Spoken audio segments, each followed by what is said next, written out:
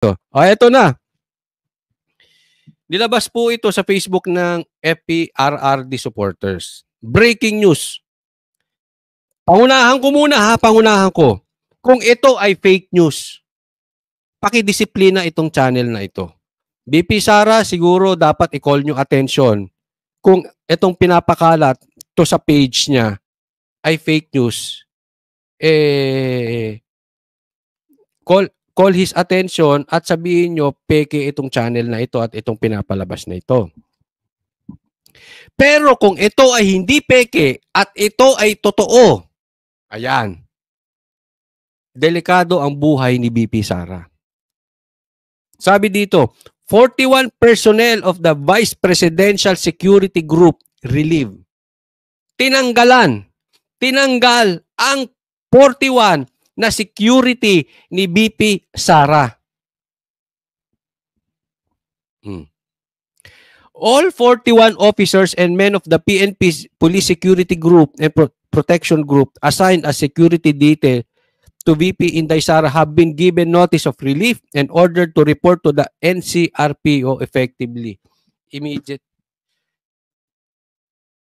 immediately. Tindi, no? Ang tindi na ito.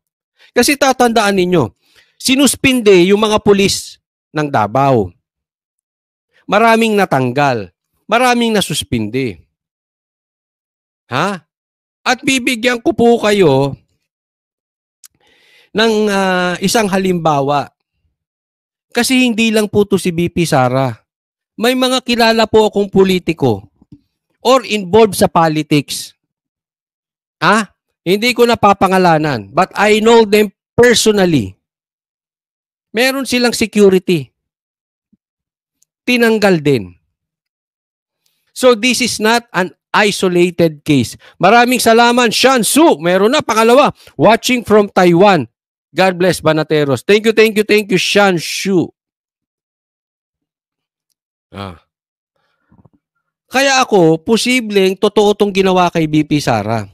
Kasi yung mga identified kay PRRD na personally kilala ko, hindi isa, hindi dalawa, natanggalan ng security. Ganyan po ang galawan ngayon. Kaya, delikado to. Delikado to. Na dating mga kaibigan ni Duterte, inaalisan ng security. Ano yan? Pagpapatayin nyo sila? Hindi, ako nagtatanong lang. Hindi tayo nagbibintang. Tanong lang. Anong plano nyo gawin doon sa alam nyo may banta ang buhay at tatanggalan nyo ng security? Anong purpose? Yayariin nyo? Tanong lang. O kung hindi yayariin, harassment? Para iparamdam na kayo ay nakaupo at kayo ang makapangyarihan at hindi sila? Or, ipagkalulo nyo ang mga Duterte. Dumistansya kayo sa Duterte. Babalik yung security nyo.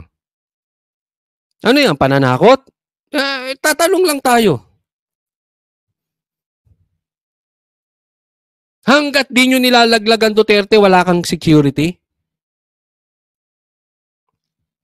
Hindi, ako yung nagtatanong lang. Hindi man tayo nagbibintang. Pero kasi, nakakapagtaka, isang vice president na dati parte ng unit team, kaaway nyo man sila or hindi kaaway, ang laki ng naiturong sa inyo ni BP Sara. Kayo, hindi kayo nasa posisyon kung wala si BP Sara. Maniwala kayo. Lahat kayo dyan, wala kayo sa posisyon kung nakaupo si BP Sara. Kung tinuloy ni BP Sara ang pagtakbo bilang presidente, wala kayo dyan. Tapos gaganyan ninyo si BP Sara. Anong labanan ngayon? Personalan? Ako may suggestion lang. Suggestion lang naman ito. Ipakita ninyo yung inyong, kasi walang masama sa kompetensya eh. Basta lumabang kayo ng patas. Diba? Gumawa kayo ng maganda sa bayan. Yan ang tinatawag na healthy competition. Habang gumagawa ng maganda ang Duterte sa bayan, habang gumagawa ng maganda si BP Sara sa bayan, kompetensyahin nyo ang Duterte sa pagandahan ng ginagawa ninyo. Lintek yung aming tulay dito hanggang ngayon, hindi pa rin natutuloy eh. Mga proyekto ng Duterte, hinihinto ninyo. Yung proyektong patapos na ng Duterte, kine-credit grabbing nyo. Wala nga tayong infrastructure eh. Itong nakakabuti sa taong bayan. Lumabang kayo ng kompetensya sa Duterte sa dami ng magagawa sa bayan. Yan ang healthy competition na makikinabang ang bayan. Hindi yung competition na tatanggalan nyo ng security. Lalagyan nyo ng demanda. Haharangan ninyo ang Freedom Park pagka magkakaroon ng maisug. Hindi healthy competition yan. Hindi makikinabang ang taong bayan. Kayo lang ang makikinabang dyan. Hindi po ang Pilipino.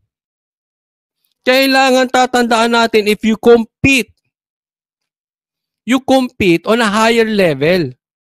Napakakinabangan ng bawat taong bayan. Paramihin nyo trabaho. Yung bigas, ibaba nyo sa 20. Yung gasolina, pababaanin nyo.